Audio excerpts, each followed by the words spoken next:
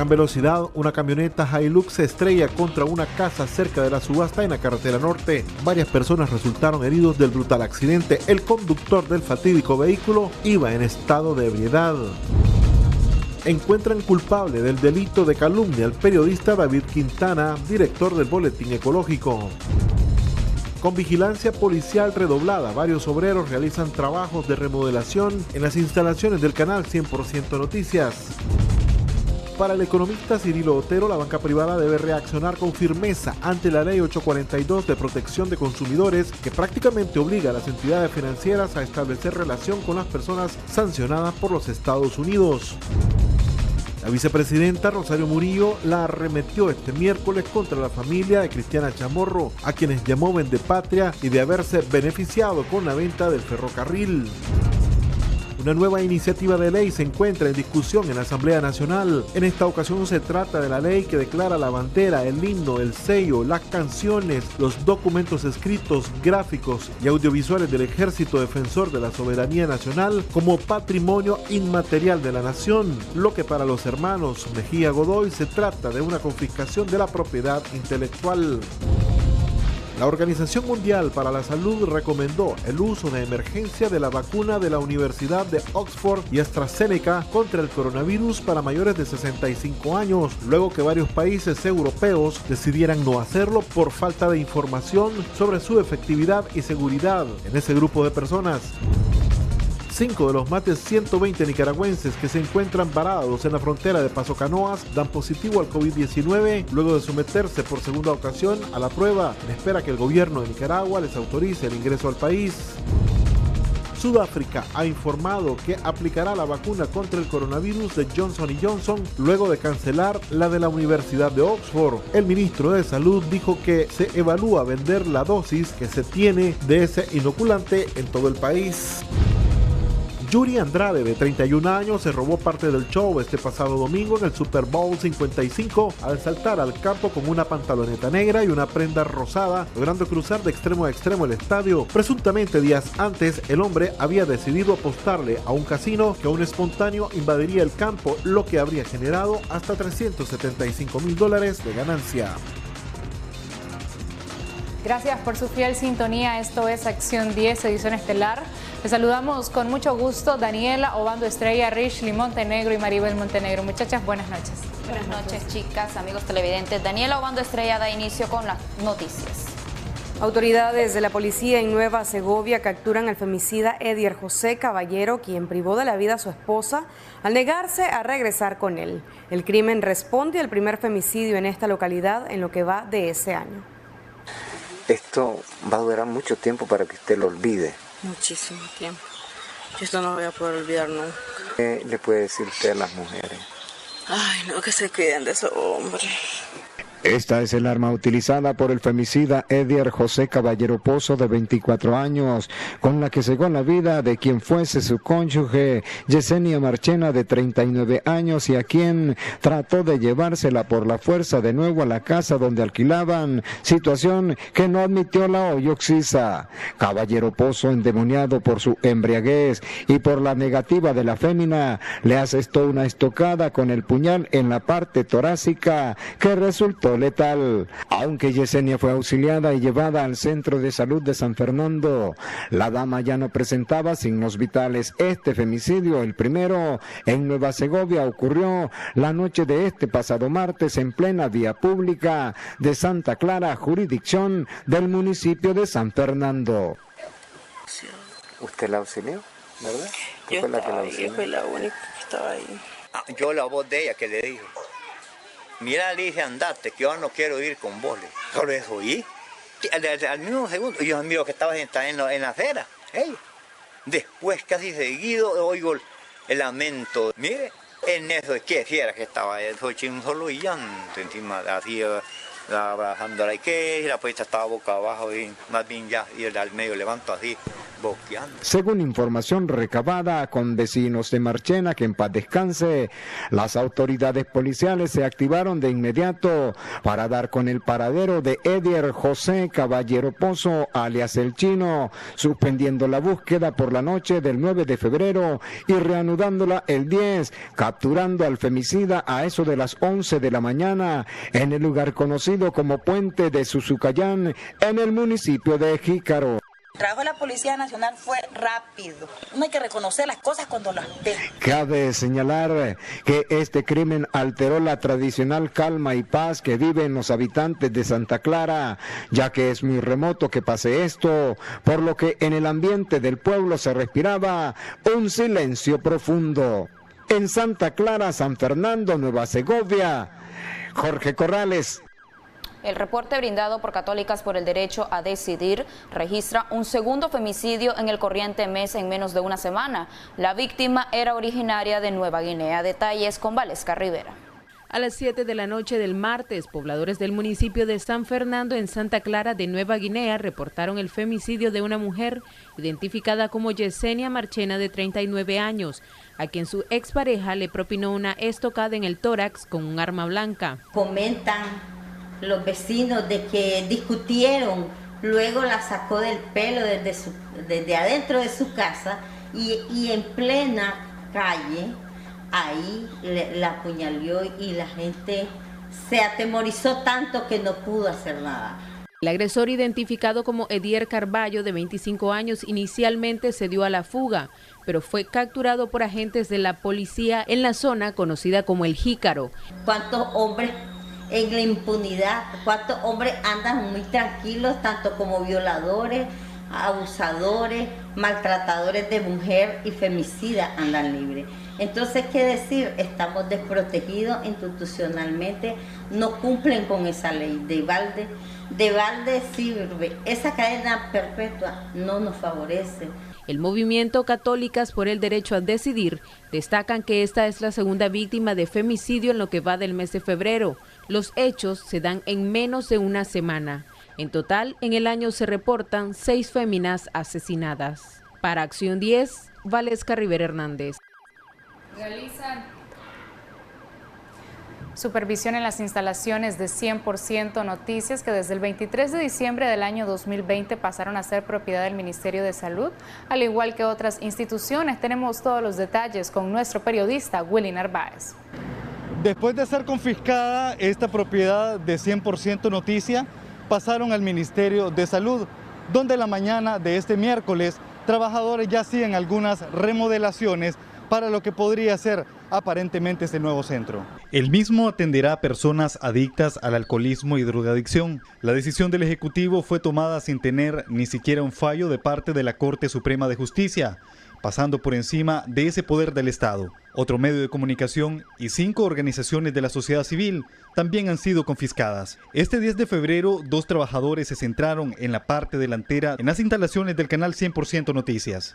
También se llevó a cabo un proceso de supervisión por parte de trabajadores del Estado en el edificio. Diariamente, este sitio es resguardado por 3 agentes antimotines, quienes al observar la presencia de este medio de comunicación, pidieron refuerzos.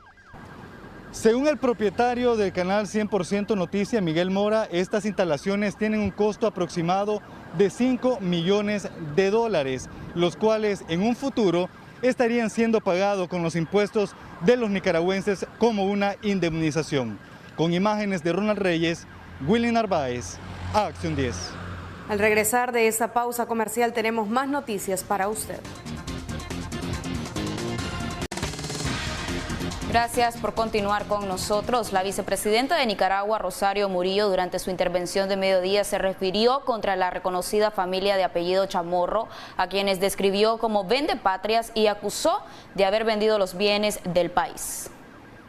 En su intervención en medios oficialistas este miércoles, la vicepresidenta Murillo dedicó parte de su alocución para arremeterla contra la reconocida familia opositora del país, a quienes señaló de vendepatrias y de haber vendido el tren propiedad del Estado de Nicaragua. Para favorecerse familiarmente, personalmente, por eso son casta entreguista, aprovechada y saqueadora. Eso no tiene nada que ver con lucha contra la pobreza, al contrario, el Estado fue un botín para esa pandilla que llegó, que destruyó, que se robó casi todo, hasta con los rieles del tren arrasaron. Murillo continuó diciendo en su acostumbrada locución diaria que la ley de agentes extranjeros incomodó a muchos. Esa misma casta entreguista, aprovechada y saqueadora, es a la que más le pica. Por algo será. Hay una ley en Nicaragua, escándalo. Así es, de voraz y de feroz esa casta, entreguista, aprovechada, saqueadora, difamante, calumniadora, que todos conocemos. Nunca volverán a permitir que se den hechos como los sucedidos en el 2018 y mucho menos los crímenes de odio. Para Acción 10, Marjorie Vargas. Continuando con más noticias, la vigencia de la Comisión de la Verdad y la Justicia fue ampliada hasta enero del 2022 por diputados de la Asamblea Nacional.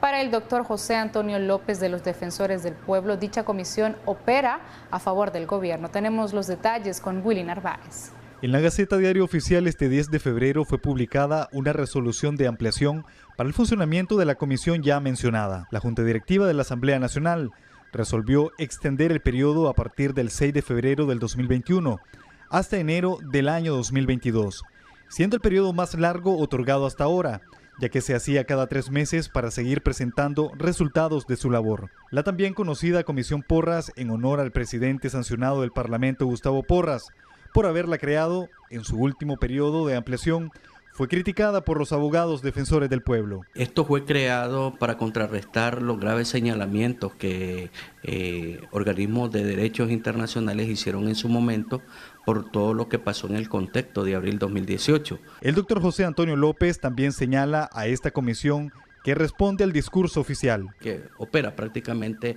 a favor del gobierno, pero no hay una, como que te dijera, una imparcialidad de hacer los señalamientos correctos y decir, vean, esto es lo que estamos haciendo, esto es lo que la población está visualizando, sino que únicamente pues pienso yo de que aquí hay más gasto del erario público, está creciendo más el aparataje estatal.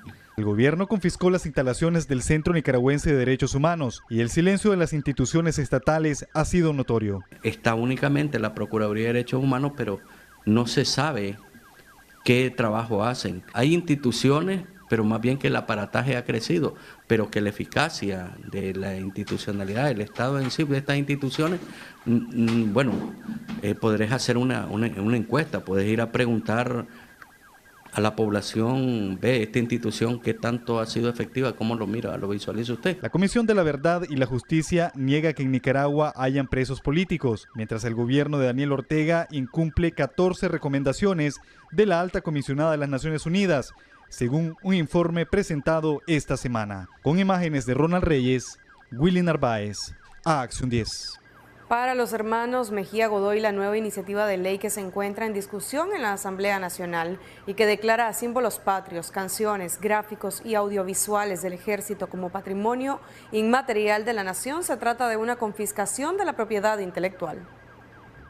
Durante una sesión de la Asamblea Nacional en el municipio de Yalaguina, departamento de Madrid, por el 56 aniversario de la muerte del coronel Santos López, los diputados sandinistas presentaron la iniciativa de ley que declara la bandera, el himno, el sello, las canciones, los documentos escritos, gráficos y audiovisuales del Ejército Defensor de la Soberanía Nacional como patrimonio inmaterial de la nación.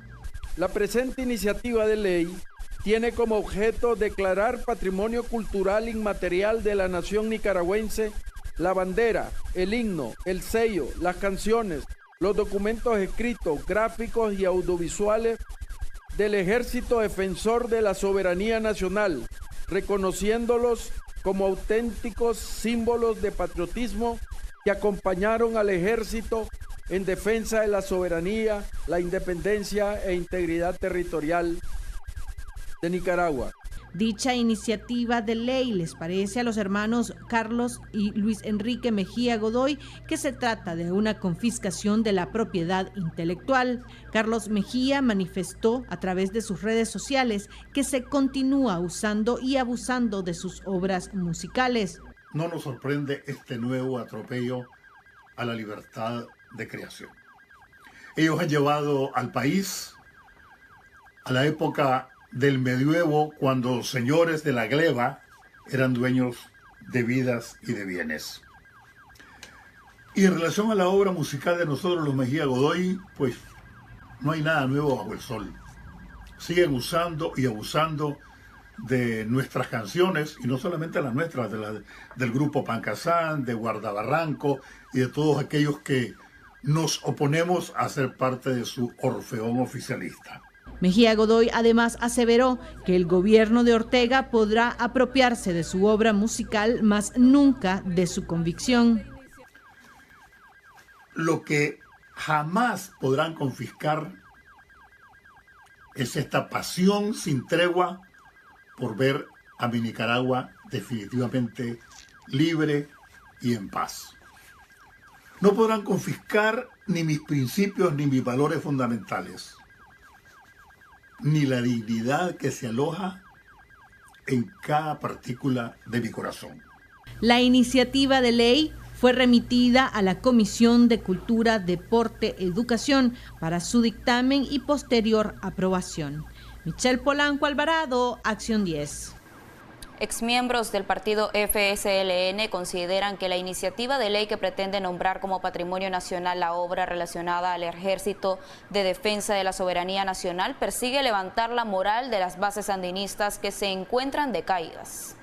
La iniciativa de ley presentada por diputados sandinistas describe que los escritos del general Augusto C. Sandino son verdaderas reliquias de soberanía e independencia y que por estas y otras razones se debe declarar como patrimonio cultural de la nación. Para Hugo Torres, miembro de UNAMOS y disidente del partido de gobierno, esto es un intento por elevar la moral de las bases del partido. ¿Por qué lo hacen en un año electoral, cuando estamos próximos al proceso electoral de noviembre? Obviamente hay un interés de querer levantarle la moral a sus maltrechas filas, de querer darles sustento político a aquellos sandinistas desencantados con el gobierno actual de Ortega y Murillo, y por otro lado trata de apropiarse del patrimonio de Sandino, que puede estar como está en distintas manos seguramente. La exguerrillera comandante Dora María Telles coincide con Torres y agrega que dentro de las filas sandinistas no están de acuerdo con la permanencia de la pareja Ortega-Murillo dentro del partido. Lavarse la cara. Ellos tienen una crisis interna dentro del Frente Sandinista porque hay un sector que está opuesto ya a la familia Ortega, claramente, sobre todo a Rosario Murillo, que piensan que ellos han ido estableciéndose como elemento central, ¿verdad? No es un sandinismo, sino orteguismo. Torres además se cuestiona sobre cuál será el procedimiento para la recopilación y resguardo de los documentos históricos relacionados con el Ejército Defensor de la Soberanía Nacional de Sandino. Uno se pregunta, ¿qué va a pasar con los documentos históricos del Sandino que están en el Instituto de Historia de Nicaragua y de Centroamérica, por ejemplo, en la UCA?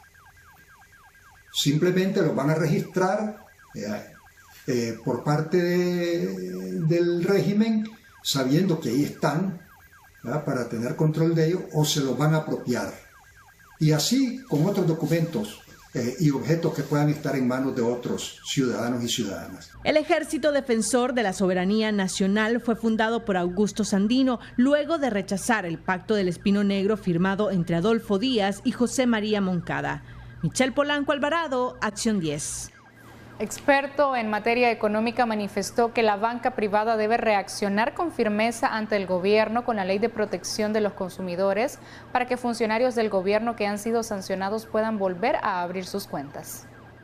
Sesiones de emergencia por separado sostuvieron las juntas directivas de bancos privados de Nicaragua, SOBAM, y la Cámara de Microfinanzas, ASOMIF, Confidencial medio de comunicación cuyas instalaciones están confiscadas, informó este miércoles que la banca recurrirá de amparo ante esa ley de consumidores. Parlamentarios sandinistas niegan que esta ponga en riesgo la banca privada. Además, descartan que sea para beneficios de sancionados y sus familiares, de manera que puedan abrir sus cuentas. De ser cierto, esto recomienda el economista Cirilo Otero. Yo espero que el día que llegue uno de los delincuentes internacionales a depositar esa valija que tiene de plata, el banco con mucha elegancia se ponga de pie y le diga no le podemos recibir a usted dinero y no vamos a trabajar con ese dinero porque tenemos encima una legislación internacional y usted está sancionado. Además, el economista también manifestó que hay otros factores que están empujando las reformas y adicciones de la Ley 842. El Grupo Ortega ha acumulado una riqueza enorme y ha recibido unas sanciones importantísimas. Lo que más ha golpeado a esta dictadura ha sido las sanciones que le han aplicado los Estados Unidos de Norteamérica y los europeos. Entonces, efectivamente deben de tener mucho dinero en valija o guardado en caleta, como dicen los narcotraficantes. Están encaletados y no tienen capacidad para entrar en juego en los bancos. En el año 2019, el ministro de Hacienda amenazó con aplicar sanciones a bancos que se sumaran a paros nacionales. Los empresarios durante estos 14 años se hicieron los tontos y todavía hay empresarios grandes de este país que se hacen los tontos. Según Transparencia Internacional, Nicaragua figura entre los países que ocupan los primeros lugares en materia de corrupción en América Latina, y leyes como estas deteriorarían aún más la imagen de país, según expertos. Willy Narváez, a Acción 10. El empresario Alfredo César analiza la política de la nueva administración de Biden con el actual gobierno de Nicaragua y el por qué no le conviene otro periodo del presidente Daniel Ortega en el poder a algunos empresarios. Su experiencia de antaño en la política nicaragüense hace reflexionar al ingeniero conservador Alfredo César sobre la política del nuevo presidente norteamericano Joe Biden, quien con mira de francotirador desde la Casa Blanca apunta sobre la administración de Ortega Murillo. Cuando se anunció que había ganado Biden, todos estos gobiernos del grupo del socialismo siglo XXI, o otros que le llaman castrochavismo, se llenaron de esperanza, creyendo de que los iban a tratar más suavemente con las violaciones a las reglas democráticas. Y antes de un mes que entró el nuevo gobierno norteamericano, el 20 de enero, han ratificado en varios niveles una política con respecto a Nicaragua que está centrada en seguir presionando para que se den las reformas electorales y los cambios en el Consejo Supremo Electoral que aseguren unas elecciones libres, justas, transparentes y observadas internacionalmente, y además seguir reclamando que no hayan presos políticos, que se restablezcan los derechos, que haya libertad de expresión, que haya libertades de movilización y organización. Y además han dicho implícitamente que van a mantener la política bipartidista que fue aprobada en el Congreso con la tal NICA Act, como le llaman, ¿verdad? Así se le llamó. Es decir, que eso lo que hace es estrangular el flujo de recursos internacionales para el país. Muy seguro y sincero, César cree que ni los mismos empresarios sandinistas le conviene otro periodo de Ortega. Los empresarios sandinistas están sufriendo con este gobierno igual que el resto del país. Muchos, la medida es igual, ¿no? Muchos, pues sí, es que la economía no anda preguntando, vos sos sandinista, vos sos conservador, vos sos liberal, vos no tenés partido. La economía o sube todo, es como la marea. Es la manera más sencilla de describir la economía. Cuando la marea baja, desde los yates hasta los barquitos, encallan. Cuando la marea sube, igual. Las pangas y los yates suben todo. Así es la economía. Entonces no están teniendo una buena situación. Muchos de ellos están muy presionados a la quiebra, porque ya llevan casi 3 años de no tener buenos ingresos, igual que el resto del país. Pero también los empresarios de todo tipo, signos ideológicos, sandinistas, conservadores y liberales, les iría mucho mejor con un gobierno que normalice las relaciones económicas y diplomáticas con todo el mundo, comenzando con Estados Unidos. ¿Y ese no sería Ortega? ¿Y cómo va a ser si lo que ha hecho es pelearse continuamente con Estados Unidos y también con Europa? Así comienzan los discursos, reclamándole cosas de hace 2 siglos, a veces hasta hace 5 siglos, cuando vinieron los españoles. Nicaragua, producto de la contracción económica de los últimos casi 3 años ya. Dentro de 2 meses vamos a cumplir 3 años. De esta crisis sociopolítica que después se convirtió en crisis económica también y en crisis de salud con la pandemia. Hemos retrocedido en el ingreso de cada ciudadano 7 años.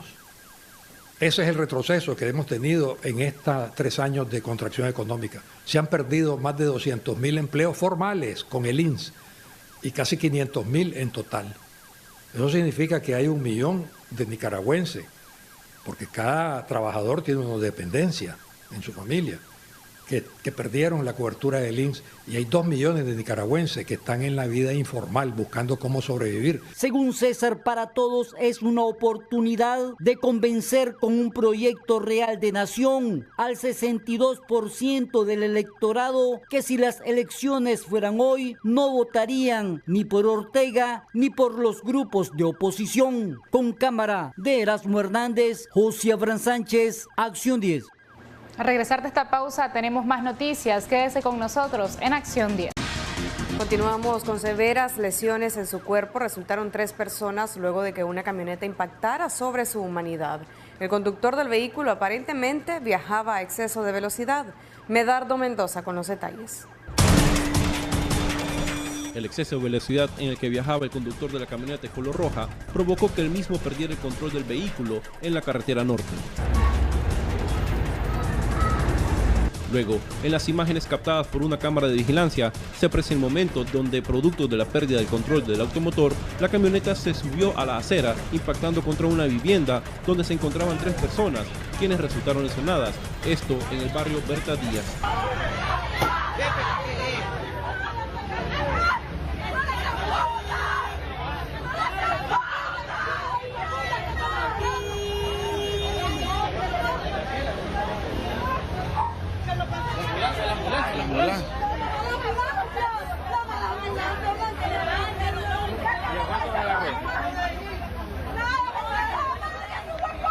Testigos del hecho aseguran que quien conducía el vehículo era un menor de edad, quien además, de acuerdo con fuentes oficiales, conducía en estado de ebriedad. Pero es un chaval de 16 años, hace lo que ellos quieren, porque como dicen que tienen dinero, allá está el Papa. Aquel que está allá son unos sinvergüenza. Venía a alta velocidad, a mí me llaman, ahí está el niño. Desde el semáforo venía haciendo zigzag. Sí, el chaval casi se pasa llevando uno que hace malabares ahí en el semáforo, casi se lo pasa llevando. Minutos después, el vehículo ya estaba fuertemente custodiado por agentes policiales. Una persona que resultó lesionada ya había sido trasladada por un vehículo particular hacia un centro hospitalario, mientras los otros 2 perjudicados por este percance recibieron atención prehospitalaria por miembros de la Cruz Roja nicaragüense. Una fractura expuesta en el miembro inferior derecho y herida bursiva en el miembro inferior izquierdo por contusión en diferentes partes del cuerpo. Se desconoce la causa del accidente al alemán nicaragüense. Serán los agentes de tránsito quienes determinarán el grado de responsabilidad del conductor de esta camioneta, quien rápidamente fue trasladado al Distrito 6 de Policía. Con imágenes de Ronald Reyes, Medardo Mendoza, Acción 10. Cambiando totalmente de tema, el fallo de culpabilidad emitido este jueves por el juez quinto local de Managua detalla que el periodista David Quintana podría pagar hasta 300 días de multas por el delito de calumnia. Detalles con Marjorie Vargas. Culpable por el delito de calumnias fue encontrado el director y periodista de Boletín Ecológico David Quintana, quien esta mañana estuvo en el juicio oral y público donde el juez quinto local penal de Managua dio su veredicto. Me han hallado culpable solo por informar.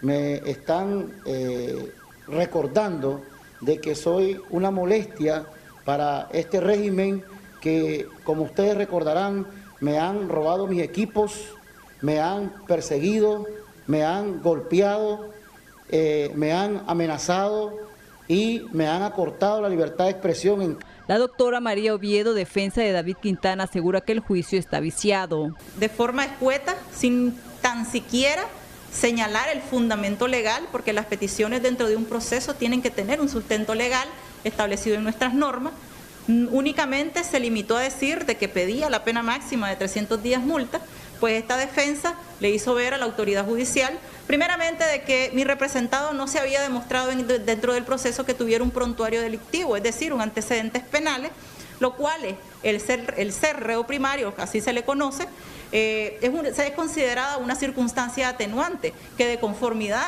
con las reglas de aplicación de la pena, que eso ya está establecido previamente en la ley. Entonces el juez tiene que considerar esa atenuante, y esa atenuante, al no existir agravantes y solo atenuantes, la pena debió haberse solicitado de la mitad a la parte inferior.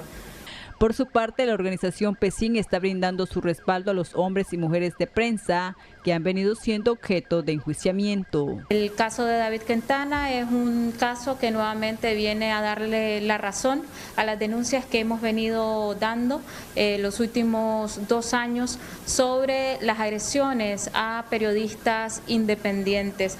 La pena máxima por el delito de calumnias es de 300 días multas. Sin embargo, la defensa pidió se le otorgara la mitad y que se levantara la restricción migratoria. La sentencia será dada a conocer el próximo 17 de febrero. Con imágenes de Julio Real para Acción 10, Marjorie Vargas. Dirigentes de la OPS oficializan el uso de emergencia del fármaco contra el COVID-19 desarrollado por AstraZeneca para la región e instan a las autoridades de salud en Nicaragua a mantener informada a la población. Mediante conferencia de prensa virtual, la Organización Panamericana de la Salud oficializó la pronta distribución de la vacuna contra el COVID-19 desarrollada por el laboratorio AstraZeneca. El fármaco estará siendo distribuido de emergencia a través del mecanismo COVAX a 31 países de la región, entre estos Nicaragua, estado que estaría recibiendo un estimado de 504,000 vacunas desarrolladas por el laboratorio británico. Según palabras del subdirector de la organización, el doctor Jarbas Barbosa da Silva, la autorización de uso de emergencia de la vacuna empezaría a partir de este viernes 12 o lunes 15 de febrero. En sus palabras, aclaró el porqué el uso de este fármaco por sobre los demás. A vacuna de AstraZeneca é uma vacuna que apresentou uma eficácia ao redor de 63% de uma maneira geral, que foi identificado em África do Sul durante os ensaios clínicos que a vacuna estava sendo em número pequeno de pacientes, se detectou uma redução da eficácia para as formas leves e moderadas da enfermidade. Não há dados hoje sobre se essa nova variante que foi identificada em África do Sul pode cambiar a eficácia da vacuna para os casos graves, que é o principal objetivo de la utilización. Por otro lado, la directora del organismo, la doctora Clarissa Etienne, aseguró que la distribución de la misma se realizará a finales de mes. Para proteger a sus poblaciones más a riesgo de los efectos de COVID-19, trabajadores de la salud, poblaciones vulnerables y personas de la tercera edad. De igual modo, el doctor Barbosa instó al gobierno de la República a mantener contacto constante con la población para informar todo lo referente al avance de la pandemia en el país, haciendo uso de los canales masivos de comunicación existentes en territorio nicaragüense. Mientras tanto, el MINSA continúa sin brindar conferencias de prensa semanales, tal y como lo hacía hace algunos meses, dejando su reporte en un corto comunicado sin brindar muchos detalles del tema. Para Acción 10, Pedro Hidalgo. Y a la espera de que el gobierno de Nicaragua autorice el ingreso al país, permanecen más de 120 nicaragüenses en la frontera de Paso Canoas. Los resultados de las pruebas gratuitas de hisopado arrojan que 5 de los 129 connacionales han resultado positivo al COVID-19. Más de 120 nicaragüenses están en la frontera de Paso Canoas entre Panamá y Costa Rica, a la espera de que el gobierno de Nicaragua les autorice ingresar al país. Según han informado los connacionales, se les ha practicado las pruebas gratuitas de hisopado. De ellas, 5 dieron positivas a COVID-19. Han manifestado además que tienen 9 días durmiendo sobre cartones, esperando la aprobación para su salida humanitaria. Estas pruebas serán enviadas a Nicaragua para su revisión y posteriormente inicia el retorno de los nicaragüenses, dijo Iris Corea, delegada de Migración de Panamá. Estas personas eran parte de un grupo de más de 300 que el pasado 2 de febrero partieron de Panamá, pero solo 196 lograron ingresar a Nicaragua. El resto no aparecía en la lista aprobada por el Ministerio de Gobernación nicaragüense y debieron quedar varados en la frontera de Paso Canoas. Se ha conocido de manera extraoficial que hay otros grupos de nicaragüenses que parten este miércoles hacia la frontera entre Panamá y Costa Rica en busca de llegar a Nicaragua. Sin embargo, solo un grupo de 30 personas está autorizado a transitar sin problema por Costa Rica, donde serán escoltados por la Policía de Migración y llevados hasta la frontera de Peñas Blancas. Con información de Ronnie Bustos, María Esther Ordóñez, Acción 10. La Organización Mundial de la Salud avaló el uso de la vacuna AstraZeneca y Oxford contra el coronavirus para personas mayores de 65 años de edad. María Esther Ordóñez nos cuenta más.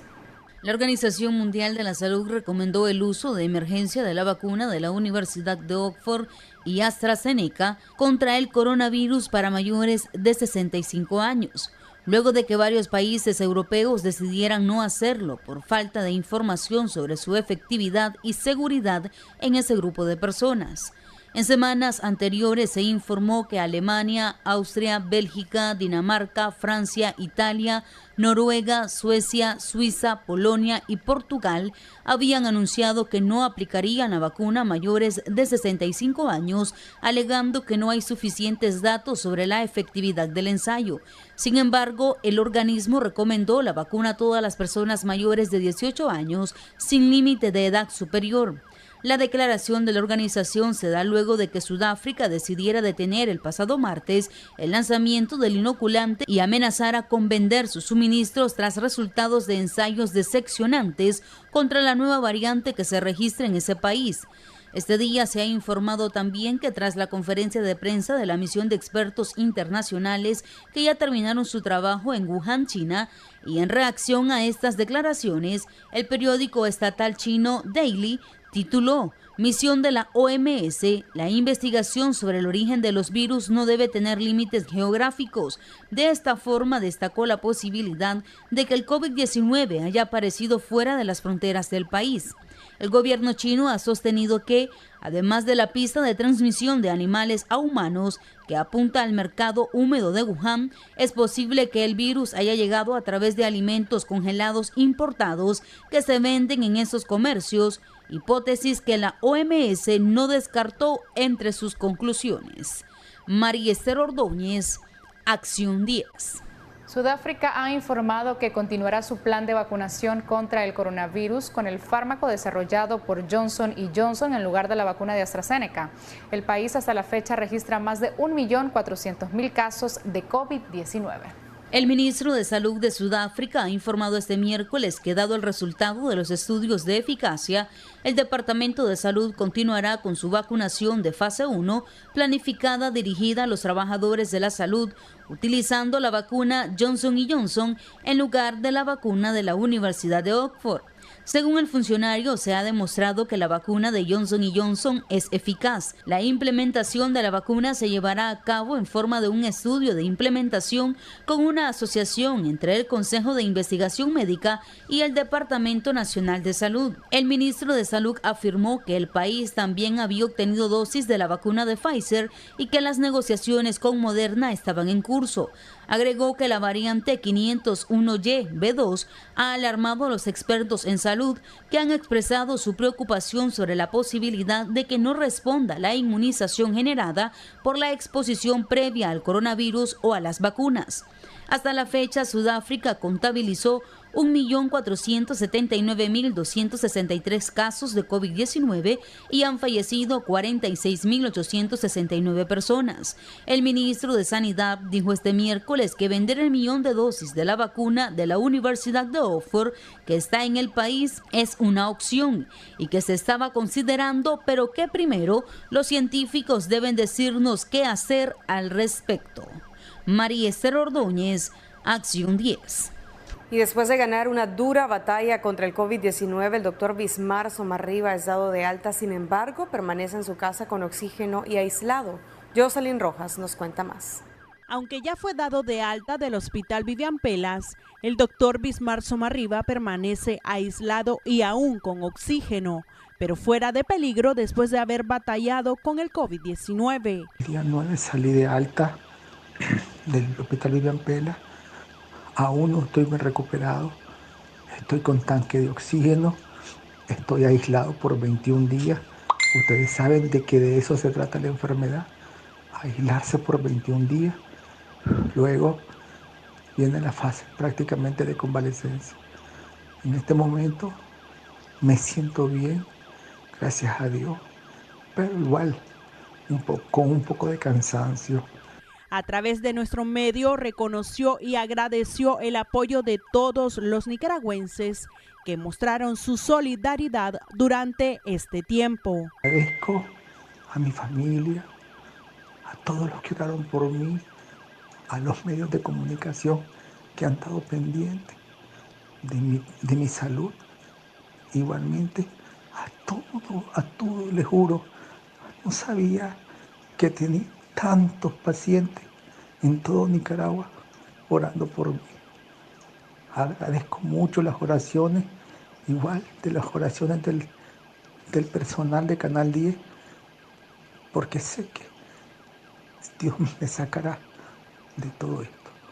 Dios inicia la obra y la concluye perfectamente. Lo único que igual, como siempre lo digo en los lunes cuando he llegado, que por favor se sigan protegiendo del coronavirus, que es una realidad. Una semana antes, la muchacha colaboradora en la casa, le digo, no te pusiste tapabocas. Y me dice, ay doctor, ¿usted cree en esos cuentos? No, yo lo creo porque soy médico. Y a la semana estaba yo afectado y protegiéndome en todos los sentidos de la palabra. En Acción 10, Jocelyn Rojas. Una excelente noticia. El equipo de Acción 10 espera que continúe su recuperación de manera satisfactoria.